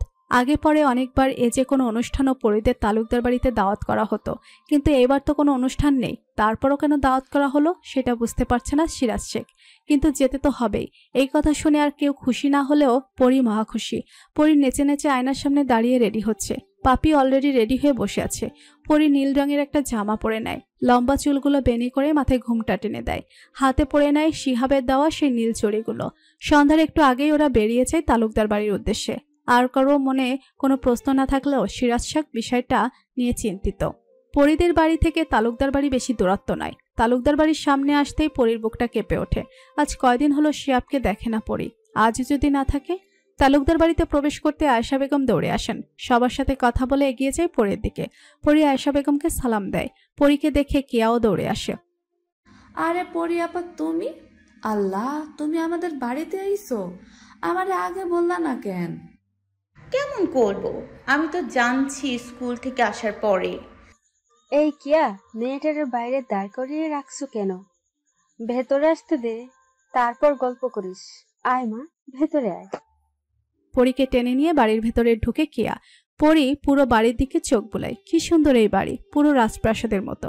আর এই রাজপ্রাসাদের রাজা তার শিহাব ভাই। পরীর মনে মনে খুব খুশি লাগছে। এইটা ভেবে যে ও যে বাড়িতে আছে সেই বাড়িতেই শিহাব থাকে। সবাই গিয়ে সোফায় বসে। বাড়ির মেয়েরাও এইখানে আছে। লতা বেগম, আয়েশা বেগম আর খাদিজা বেগমের সাথে গল্প করতে বসে যায়। পাপিয়া তাই আর বসে না থেকে পরী আর কেয়ার পাশে এসে বসে। একটু পরেই রফিক আর শফিক তালুকদার চলে আসেন। তাদের দেখে সবাই সালাম দেয়। শফিক তালুকদার পরীর মাথায় হাত বুলিয়ে দিয়ে সিরাজ শেখের পাশে গিয়ে বসে। একের পর এক কথায় তাদের গল্প শুরু হয়ে যায়। পরী আপা, চলো তোমারে বাড়িটা ঘুরাই ঘুরাই দেখাই। যা পড়ি, ওর সাথে গিয়ে বাড়িটা ঘুরে দেখ। এইখানে তো মুরব্বীরা কথা বলতেছে। পরী কিয়ার সাথে বাড়ি ঘুরিয়ে দেখতে চলে যায়। পাপিয়াকে বলা হলে সে বলে যাবে না। কিয়া পরীকে পুরো বাড়ি ঘুরে ঘুরে দেখাচ্ছে। কোনটা কার ঘর। শেষে এসে একটা ঘরের সামনে দাঁড়ায়। এটা হলো বড় ভাইয়ের ঘর, বুঝলা পরি আপা? চলো ভিতরে নিয়ে যাই তোমারে। ভাই এখন বাড়িতে নাই, এমনিতেও ভাই কাউরে তার ঘরে ঢুকতে দেয় না, কিন্তু ভাই তার ঘরটা সুন্দর করে সাজাই রাখে। চলো পরি আপা, তোমারে দেখামো আমার ভাইয়ের ঘর। না থাক কেয়া, তোমার ভাইয়ের যেহেতু পছন্দ না, তাহলে আর যাওয়ার দরকার নেই। ভাই তো বাড়িতে নাই, দেখবো কি কইরা, চলো তো তুমি। কেয়া পরীকে এক প্রকার টেনে শিহাবের ঘরে নিয়ে যায়। শিহাবের ঘরে ঢুকতেই পরীর বুকটা লাফাতে শুরু করে। কেমন যেন এক অদ্ভুত অনুভূতি হয়। ঘরটা ভীষণ সুন্দরভাবে সাজানো, দেখে কেউ বলবে না এটা একটা ছেলের ঘর। পরী আস্তে আস্তে হেঁটে হেঁটে এদিক ওদিক দেখতে থাকে। প্রত্যেকটা জিনিস পরী হাত দিয়ে ছুঁয়ে ছুঁয়ে দেখে। কেয়া শুধু বকবক করেই যাচ্ছে, কিন্তু সেদিকে পরীর কোনো খেয়াল নেই। একটু পরেই হুট করে শিহাব এসে ঘরে ঢুকে, যাতে পরী আর কেয়া দুজন ভয় পেয়ে যায়। আর শিহাবও অবাক হয়। শিহাবকে দেখে সাথে সাথে পরী আর কেয়া মাথা নিচু করে চলে যেতে চায়, কিন্তু কি করে যাবে? শিহাব একেবারে দরজার সামনে দাঁড়িয়ে আছে। কেয়াকে সামনে আসতেই শিহাব একটু সরে দাঁড়ায়, কেয়া দৌড়ে বেরিয়ে যায়। পরীও যাওয়ার জন্য পা বাড়ায়, কিন্তু তার আগে শিহাব দরজার সামনে দাঁড়িয়ে যায়। তুমি কোথায় যাচ্ছ? তোমাকে যেতে বলেছি। আমি আসলে কেয়ার জন্য। শিহাব বুঝতে পারে পরী ভয় পাচ্ছে, তাই মুখের কথা উল্টে পাল্টে যাচ্ছে। শিহাব পরীর দিকে আরো একটু এগিয়ে যায়, পরী পিছিয়ে যায়। শিহাব আরো এগিয়ে আসে, পরী পিছিয়ে যাবে তার আগে শিহাব পরীর হাত ধরে ফেলে। পরীর হাতে থাকা নীল চুড়িগুলো দেখে শিহাব মুচকি হাসে। আমার ঘরে কেন এসেছো? আমি আসতে চাইনি, কেয়া নিয়ে এসেছিল, ক্ষমা করবেন। আমার অনুমতি ছাড়া আমার ঘরে আসা আমার মোটেও পছন্দ না, এরপর থেকে আর আসবে না। জি আচ্ছা। শিহাব সরে দাঁড়ায়, পরী দৌড়ে বেরিয়ে যায় ঘর থেকে। পরী বের হতে সামনে পড়ে লাবণ্য। সে মাত্রই বাড়ি ফিরেছে। পরীকে শিহাবের ঘর থেকে বের হতে দেখে লাবণ্যর মনে মোচড় দিয়ে ওঠে। লাবণ্য পরীর দিকে এগিয়ে যায়। পরী, তুই এখানে কি করছিস? কিছু না লাবণ্য আপা, আসার পর থেকে তোমাকে তো দেখলামই না, তুমি কোথায় ছিলে? আমি এক বান্ধবীর বাড়ি থেকে নোটস আনতে গিয়েছিলাম রে। নিচে সবাই ভাবলাম তুই আসিসনি, তা এখানে কি করছিস? কেয়ার সাথে বাড়িটা ঘুরে দেখতে এসেছিলাম, ও কোথায় চলে গেল। আচ্ছা আমি নিচে যাই, তুমিও চলে আসো। পরী নিচে চলে যায়। লাবণ্য পরী যাওয়ার দিকে তাকিয়ে থাকে। পরীর সৌন্দর্যের কারণে লাবণ্যর পরীকে ভালো লাগে না, অনেকটা হিংসেই হয়। তবে লাবণ্য যে সুন্দরী নয় তা না, তবে পরীর মতো নয়। লাবণ্য শিহাবের ঘরের দিকে তাকায়, মনটা অস্থির হচ্ছে। শিহাব কি পরীকে দেখেছে? এইসব ভেবেই লাবণ্য নিজের ঘরে চলে যায়। রাতে তখন 8টা। বাড়ির বড়রা সবাই খাবার টেবিলে বসেছে একসাথে। ছোটরা সকলে আগেই খেয়ে নিয়েছে। অতিথি আপ্যায়নে কোন দিকে কমতে রাখেনি তালুকদার বাড়ির লোকেরা। খাওয়া দাওয়া শেষে সিরাজ শেখকে নিয়ে নিজের ঘরে গিয়ে বসেন শফিক তালুকদার। সামনাসামনি বসে আছে দুইজন। সিরাজ শেখ বুঝতে পারছেন কিছু একটা তো হবেই, তাই অধীর আগ্রহে বসে আছেন। শফিক তালুকদার কিছুটা খোলসা করেই বলতে শুরু করেন। দেখো ভাই সিরাজ, তোমার তো আল্লাহ দিলে 2টা মেয়ে, এখন বড় হয়েছে, বিয়ে শাদীর ব্যাপারে কিছু কি ভেবেছো? সিরাজ শেখ নড়ে চড়ে বসেন, কি বলবেন বুঝতে পারছেন না। না আসলে মেয়ে বড় হয়েছে, বিয়ে তো দিতেই হবে তালুকদার সাহেব, বাবা হয়ে এটা তো আমার দায়িত্ব। তাহলে তোমার কথাটা বলেই ফেলি, আমি তোমার পরীরে আমার ঘরের বউ করে আনতে চাই। তুমি তো শিহাবরেও চেনো, একটু ভাইবা দেখো, আশা করি তুমিও উত্তর হবে। সিরাজ শেখ তাজ্জব বনে যায়। তার বড় মেয়েরই এখনো বিয়ে হয়নি, ছোট মেয়েকে আগে কি করে বিয়ে দিয়ে দিবে? শিহাবকে সিরাজ শেখ চিনে ভালো ছেলে, কিন্তু শফিক তালুকদার বুঝতে পারে সিরাজ শেখ কি নিয়ে চিন্তা করছেন, তাই নিজেই বলতে শুরু করে। তুমি এইসব নিয়ে ভাইবো না, তুমি ধীরে সুস্থেই তোমার বড় মেয়ের বিয়ে দিও, কোনো সমস্যা হবে না। আমি কথা দিচ্ছি, আমার কথাটা রাখো, তোমার পরীরে আমার মেয়ে করেই রাখবো আমি। সিরাজ শেখ বুঝে উঠতে পারে না কি বলবে। আয়েশা বেগম ও লতা বেগমকে নিয়ে আসেন। লতা বেগম সবটা শুনে সিরাজ শেখকে আশ্বস্ত করেন। অনেকটা সময় নিয়ে সিরাজ শেখ আর লতা বেগম একটা সিদ্ধান্ত নেয়। আপনার প্রস্তাবে রাজি তালুকদার সাহেব, কিন্তু কিছু শর্ত আছে। আমার পরী এখন অনেক ছোট, তাই বিয়ের পর সে আমার কাছেই থাকবে। শিহাব বাবাজি আসবে যাবে সমস্যা নেই, কিন্তু পরীর ম্যাট্রিক পরীক্ষার আগে একবারের জন্য পরী আসবে না। শফিক তালুকদার শুনে খুশি হয়, তাতেই রাজি হয়ে যায়। আয়েশা বেগম আর লতা বেগমও খুশি। তাদের কথাবার্তা শেষে তারা ঘর থেকে বেরিয়ে এসে বসার ঘরে বসেন। আর পরী, পাপিয়া, কেয়া, লাবণ্য একসাথে বাড়ির ছাদে উঠেছে। এই বাড়ির ছাদেও প্রচুর গাছ, ছাদে অনেক সুন্দর করে লাইটও লাগানো, তাই রাতের বেলা আসতে খুব একটা সমস্যা হয় না। সবাই ছাদের এদিকে ওদিকে ঘুরে বেড়াচ্ছে, কিন্তু পরীর চোখ আটকে আছে ছোট্ট একটা কর্মচা গাছের দিকে। গাছটা ছোট হলেও গাছে অসংখ্য কর্মচা ধরেছে। আর যা দেখেই পরীর লোভ লাগছে। বাকিরা ছাদের আরেক কোণায় চলে যায়, কিন্তু পরী এগিয়ে যায় কর্মচা গাছের দিকে। সুযোগ বুঝে অনেকগুলো কর্মচা ছিঁড়ে ওড়নার মধ্যে লুকিয়ে ফেলে। এই মেয়ে, কি করছো এখানে দাঁড়িয়ে? কোনো পুরুষের কণ্ঠ শুনে পরী চমকে যায়, ভয়ে চুপ করে দাঁড়িয়ে থাকে। ওকে কি চুরি করে নিতে দেখে ফেললো নাকি? পরী চুপ করে দাঁড়িয়ে থাকে। পরী বুঝতে পারে পিছনে থাকা মানুষটা ওর দিকে এগিয়ে আসছে। এই মেয়ে, এইদিকে ঘুরে দাঁড়াও। ওইভাবে দাঁড়িয়ে আছো কেন? পরীর বুঝতে বাকি নেই যে এটা শিহাব। পরী আস্তে আস্তে ঘুরে দাঁড়ায়। শিহাব দাঁড়িয়ে আছে। জি, আমি কিছু করিনি। বুঝতে পারছি তুমি কিছু করোনি। তাহলে এইগুলো কে করলো শুনি? ভূতে তো নিশ্চয়ই করেনি। পরী পড়ে যায় লজ্জায়। ছিছি, শেষে কিনা পছন্দের মানুষের কাছে কর্মচা চুরি ধরা খেয়ে গেল। এই লজ্জা রাখবে কোথায় পরী? কি চুপ করে আছো কেন? বললে না তো ভূতে করেছে কি? না। তাহলে তুমিই তো করেছো। পরীর মুখ দেখে শিহাবের খুব হাসি পাচ্ছে। এই মুহূর্তে কিন্তু হাসলে পরী আরো লজ্জা পাবে, তাই হাসিটা আটকে রেখেছে অনেক কষ্টে। নিজেকে সবার গম্ভীর করে শিহাব বলে, এইগুলো নিয়ে কি করবে শুনি? লবণ মরিচ দিয়ে খাবো। মানুষ বলে শিহাব ছাদের এক কোণায় চলে যায়। পরী সেদিকে তাকিয়ে থাকে। হুট করে পেছন থেকে লাবণ্য পরীকে ধাক্কা দেয়। কি হয়েছে তোর? ওইদিকে কি দেখছিস? না কিছু না আপা। আচ্ছা, এই গাছটার ফল কি তোমরা খাও না আপা? এটা কি শুধু সাজিয়ে রাখার জন্য? তুই কি এই গাছ থেকে কর্মচা নিয়েছিস? শিহাব ভাই দেখছে। দেখে খুব রাগ করলো। এইটা তো একটা ফলের গাছই, রাগ কেন করলো বুঝলাম না। তোরা তো বুঝতে হবে না, যা নিচে যা এখন। পরী কিছু না বলে নিচে চলে যায়। পাপি আর কেয়া আরো আগেই চলে এসেছে। পরী নিচে আসতে লাবণ্য এগিয়ে যায় শিহাবের দিকে। শিহাব ছাদের রেলিং ধরে দাঁড়িয়ে দাঁড়িয়ে সিগারেট খাচ্ছে। লাবণ্য গিয়ে শিহাবের পাশে দাঁড়ায়। শিহাব লাবণ্যকে দেখেও কিছু বলে না, নিজের কাজ করতে থাকে। আপনি পরীকে কর্মচা নিয়েছে বলে নাকি রাগ করেছেন? করছি। লাবণ্য একটু অবাক হয় এমনিতে। 10টা প্রশ্ন করলে শিহাব একটা উত্তর দেয়। আজ প্রশ্ন করার সাথে সাথে উত্তর দিয়ে দিল। আপনি পরীকে চেনেন না তাই না? করেছি। তুই চিনিস? আমি কেন চিনব না? ছোট থেকেই তো চিনি। তাহলে কি? আমি তোরও আগে থেকে চিনি। কিভাবে? শিহাব আর কোনো উত্তর দেয় না। লাবণ্য আবারও প্রশ্ন করে, পরী দেখতে একেবারে পরীর মতোই তাই না শিহাব ভাই? হঠাৎ এমন প্রশ্নে শিহাব একটু অবাক আর হয়।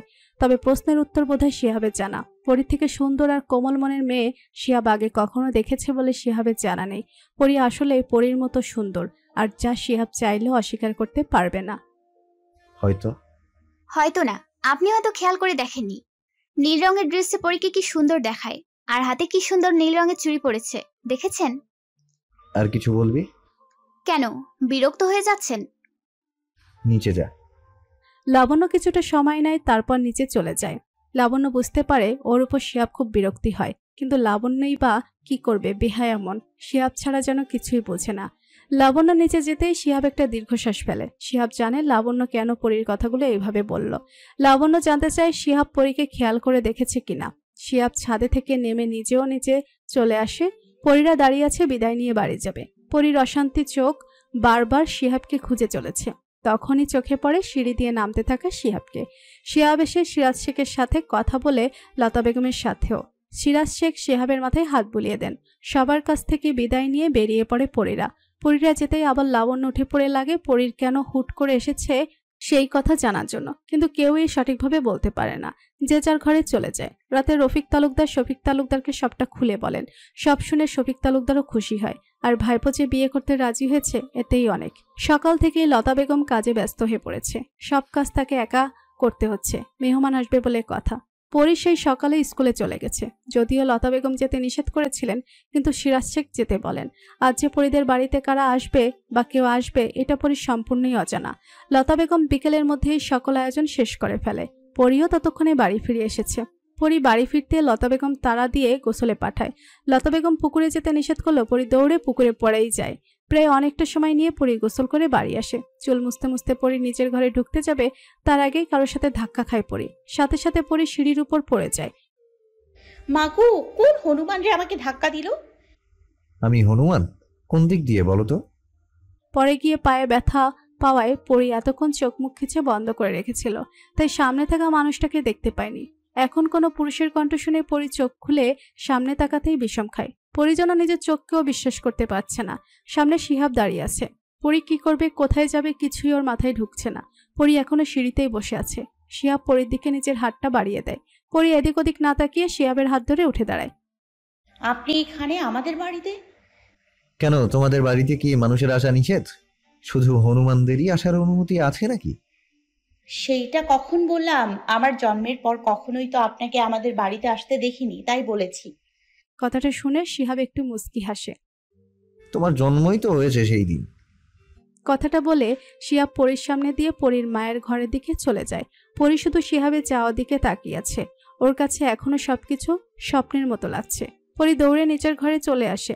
সেইখানে এসে পরি আরো অবাক হয়। কিয়া, সোহান, লাবণ্য, পাপিয়া বসে আছে। পরিকে দেখে কিয়া পরির কাছে আসে। পরি আপা, তুমি কই গেছিলা? সেই কখন আইছি, তোমারে পাই না। পুকুরে গিয়েছিলি তুই, তাই না? পরি কোনো উত্তর দেয় না। তালুকদার বাড়ির মানুষগুলো ওদের বাড়ি কি করছে এটাই পরির মাথায় ঢুকছে না। পরিও ওদের সাথে বসে থাকে। সন্ধ্যা পর্যন্ত সবাই মিলে গল্প করে। এই সময়টুকুতে যে পরি যে কতটা অস্থির ছিল তা শুধু পরিই জানে। চোখ শুধু বারবার ওই ঘরের দিকেই চলে গিয়েছে, শিহাবকে আরেকটাবার দেখার আশায়। সন্ধ্যার কিছু সময় পর পরিদেরকে ডাকা হয় খাবার জন্য। সবাই লতা বেগমের ঘরে যায়, কিন্তু পরি চায় না। সে নিজের ঘরে চুপ করে বসে থাকে। আরো কিছু সময় পর পাপিয়া আসে, আর পাপিয়াকে দেখেই বিছানা থেকে উঠে এসে পাপিয়ার সামনে দাঁড়ায়। আপা, ওনারা কি চলে গেছে? না। শিহাব ভাই কি সত্যিই আসছে আপা? সেইটা দেখানোর জন্যই তো আসলাম। এত শিহাব ভাই করেছিস, এইবার বুঝবি ঠেলা। এইবার এই শাড়িটা পরে আমার সাথে চল জলদি। শাড়ি কেন পরবো আবার? শিহাব ভাই আসছে কিনা দেখবি না? তাহলে শাড়িটা পরে নে। পাপিয়ার হাত থেকে শাড়িটা নিয়ে পরি সুন্দর করে পরে নেয়। পাপিয়ার জোড়াজড়িতে ঠোঁটে হালকা লিপস্টিকও দিয়ে নেয়, আর হাতে সেই নীলচুড়ি। সবশেষে পাপিয়ার সামনে সোজা হয়ে দাঁড়ায় পরি। নাও, যা যা বলেছো করেছি, এইবার আমার কাজটা করে দাও। চল আমার সাথে। পাপিয়া পরির হাত ধরে লতা বেগমের ঘরের দিকে নিয়ে যায়। পরি একটু অবাক হয়, কিন্তু শিহাবকে দেখার লোভে কিছু বলে না। পরিকে নিয়ে যাচ্ছে, এর মাঝে আয়েশা বেগম বেরিয়ে আসে। পাপিয়ার পরীকে আসতে দেখে আয়েশা বেগম নিজেই এগিয়ে যায়। পরি পড়ে যায় মহাবিপাকে। এইবার কি করবে? আয়েশা বেগম নিজেই পরির হাত ধরে লতা বেগমের ঘরে নিয়ে যায়। পরি লজ্জায় পারছে না মাটি ফাঁকা করে ঢুকে যেতে। লজ্জায় সামনেও তাকাচ্ছে না পরি। দেখতে হবে না কার পছন্দ? সিরাজ শেখ উত্তরে মাথা নাড়িয়ে সম্মতি দেয়। যতই হোক, মেয়ের বাপ বলে কথা। পরি এখনো মাথা নিচু করেই দাঁড়িয়ে আছে। কারো কথা কিছুই বুঝতে পারছে না। শুধু যে পরি তাও নয়, লাবণ্য অনেকটা অবাক হচ্ছে পরিকে এইভাবে শাড়ি পরা অবস্থায় দেখে, কিন্তু কাউকে কোনো প্রশ্ন এই মুহূর্তে করতে পারছে না। কিছুটা সময় পর তামজিদ, সিয়াম, কাজী নিয়ে আসে পরিদের বাড়ি। সবাই চুপচাপ বসে আছে। শিহাব গিয়ে কাজীর সাথে কি কি কথা যেন বলে আবার নিজের জায়গায় এসে বসে। পরিকে সিরাজ শেখ নিজের পাশে নিয়ে বসান। পরিও বাধ্য মেয়ের মতো বাবার পাশে বসে থাকে। পরি আর কিছু না বুঝলেও কিছু একটা যে হতে যাচ্ছে এটা ঠিকই বুঝে গিয়েছে। রফিক তালুকদার সম্মতি দিলে কাজী তার কাজ শুরু করেন। লাবণ্য দাঁড়িয়েছিল আলমারির পাশে। কাজী বরের নাম পড়তেই লাবণ্য যেন একটা ধাক্কা খায়। শক্ত হয়ে দাঁড়ায় লাবণ্য। শিহাবকে কাজী কবুল বলতে বলে। লাবণ্য কয়েক মিনিটের জন্য থমকে যায়। এসব তো হওয়ার ছিল না। কেউ তোকে কিছু জানালোও না। অন্তত শিহাব তো বলতে পারতো।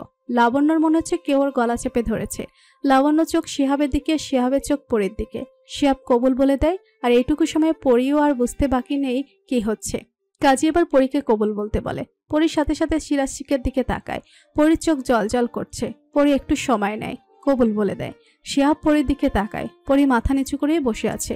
চোখ দিয়ে অনবরত পানি পড়ছে। জীবনটা পরির কাছে এই মুহূর্তে খুব ছন্নছাড়া মনে হচ্ছে। কি থেকে কি হয়ে যায়। শিহাব উঠে দাঁড়ায়। আমি পরির সাথে কথা বলতে চাই আলাদাভাবে। পরি চমকে ওঠে। শিহাব আবার ওকে আলাদাভাবে কি বলতে চায়। হ্যাঁ নিশ্চয়ই, পরি শিহাবকে তোমার ঘরে নিয়ে যাও। পরি উঠে দাঁড়ায়। আসুন বলে পরি আস্তে করে জায়গা ছাড়ে। শিহাব একটা দীর্ঘশ্বাস নিয়ে পরি পিছু পিছু নিচেও যায়। এই পুরো মুহূর্তটুকু শুধু তাকিয়ে তাকিয়ে দেখে গিয়েছে লাবণ্য। শিহাব তো বলতো ও কাউকে ভালোবাসতে পারবে না, তাহলে পরিকে কেন বিয়ে করে নিল? পরি সুন্দরী বলে? লাবণ্যর মাথায় শুধু এইসবই ঘুরছে। লাবণ্য দৌড়ে সেই রুম ত্যাগ করে। পরির ঘরের সামনাসামনি দাঁড়িয়ে আছে শিহাব। পরি না চাইতেও শুধু কেঁপে যাচ্ছে, যা শিহাবের চোখ এড়াচ্ছে না। ভয় পাচ্ছ? তাহলে কাঁপছো কেন? সোজা হয়ে দাঁড়াও। পরি অনেক কষ্টে নিজেকে ঠিক করে সোজা হয়ে দাঁড়ায়। দেখো পরি, তুমি এখনো অনেক ছোট। তোমার এখন বিয়ের বয়স না। এখন তুমি আমাকে চাইলে প্রশ্ন করতেই পারো, তাহলে আমি কেন তোমায় বিয়ে করলাম। ধরে নাও তোমাকে বিয়ে করার অনেক কারণ আছে যা আমি এই মুহূর্তে বলতে চাই না। আমার জীবন আর তোমার জীবন অনেক ভিন্ন। তুমি এইখানেই থাকবে, পড়াশোনা করবে, অনেক বড় হবে। সেই দিন তোমাকে এসে নিয়ে যাব আমি। আমায় ভুল বোঝার কোনো প্রয়োজন নেই, আর স্বামী হিসেবে অনেক ভালোবাসার দরকার নেই। তুমি তোমার মতো করেই থাকবে। আসছি আমি। পরি এইটুকু সময় শুধু শিহাবের কথাগুলোই শুনে গেছে, কিন্তু পরিও তো বলার কিছু থাকতে পারে। পরি শিহাবকে ডাকে। আপনি আর আসবেন কখনো আমাদের বাড়িতে? শিহাব দরজার কাছে গিয়ে ঘুরে পরির দিকে তাকায়। পরির চোখে পানি স্পষ্ট দেখতে পায় শিহাব। আসবো। কথাটা বলে শিহাব বেরিয়ে যায়। পরি বিছানায় বসে পড়ে, ভাবতে থাকে কি কি হচ্ছে। পরি কবে বড় হবে, কবে শিহাব পরীকে নিজেদের কাছে নেবে, পরি বুঝতে পারে না। এর মাঝে পরীকে আবার ডাকা হয়। পরি গিয়ে দেখে শিহাব চলে গেছে। পরীকে আয়েশা বেগম পাশে বসিয়ে হাতে একটা স্বর্ণের রিং পরিয়ে দেয়। আরও কিছুক্ষণ গল্প করার পর বাড়ি ফিরে যাওয়ার সময় লক্ষ্য করা হয় লাবণ্য কোথাও নেই। একটু পরে সোহান এসে জানায় লাবণ্য নাকি খারাপ লাগছিল, তাই সোহানই লাবণ্যকে বাড়ি পৌঁছে দিয়ে এসেছে। সবাই বিদায় নিয়ে চলে যায়। পরিও নিজের ঘরে চলে যায়। পাপিও তখন ঘরে আসে, দেখে পরি মন খারাপ করে বিছানায় বসে আছে। পাপিয়া গিয়ে পরির পাশে বসে। যাকে চেয়েছিস তাকে তো পেয়ে গেলি সহজেই, এখন কেন মন খারাপ? তোর তো সবার থেকে বেশি খুশি হওয়ার কথা। পরি এবার পাপিয়াকে ধরেই কান্না করে দেয়। আপা, তুমি সব জানতে আমাকে বলো নাই কেন? জানো আপা, উনি বলল যেদিন আমি অনেক বড় হব সেদিন সে আমাকে এই বাড়ি থেকে নিয়ে যাবে। এটা কেন আপা? এটা কেমন বিয়ে? উনি কি চাপে পড়ে আমাকে বিয়ে করছে আপা? কেন হুট করে এমন হলো? পাপিয়া পরির মাথায় হাত বুলিয়ে দেয়। শিহাব ভাইয়ের কোনো দোষ নেই। আব্বাই বলেছে তুই আগে পরীক্ষা দিবি, তারপর তোরে দিব। পরির মন কিছুতেই শান্ত হয় না। মনের ভিতর শুধু ঘুরছে কবে বড় হবে, কবে শিহাব এসে পরীক্ষা নিয়ে যাবে। অন্যদিকে লাবণ্য বাড়িতে এসে নিজের ঘরে দরজা বন্ধ করে দিয়েছে। ঘরের সমস্ত কিছু ভেঙে চুরে একাকার করে ফেলেছে। শেষে ভাঙা গ্লাসের টুকরো দিয়ে নিজের হাতটা পর্যন্ত কেটে বিছানায় শুয়ে পড়ে লাবণ্য। বিড়বিড় করে শুধু একটা কথা বলে চলেছে লাবণ্য, শিহাব ভাই আপনি স্বার্থপর। তালুকদার বাড়ির সকলে বাড়ি ফিরেছে সে অনেকটা সময় আগে। লাবণ্য কোনো সারা শব্দ আর পাওয়া যায়নি বলে কিয়াকে ডাকতে পাঠায়। কিয়া অনেকটা সময় ডাকাডাকি করে যখন দেখে লাবণ্য দরজা খুলছে না, তখনই দৌড়ে নিচে যায়। সবাই এই কথা শুনে দৌড়ে লাবণ্যর ঘরের সামনে আশেপাশে। শফিক তালুকদার নিজের সমস্ত শক্তি দিয়ে দরজায় ধাক্কা দেয়। খাদিজা বেগম কেঁদে চলেছে। সোহান শিহাবকে ফোন করে খবর জানায়। সব শুনে শিহাব বুঝতে কিছু বাকি নেই। শিহাব তামজিদ আর সিয়ামকে নিয়ে বাড়ি চলে আসে। অনেক কষ্টে লাবণ্যর ঘরে দরজা ভাঙতে পারে শিহাব। রুমে ঢুকে সবার চোখ কপালে। পুরো রুমে সবই ভাঙ্গা। বিছানায় লাবণ্য বেহুশে পড়ে আছে। শিহাব গিয়ে লাবণ্যকে কোলে তুলে নেয়। হাসপাতালে নিয়ে যাওয়া হয় লাবণ্যকে।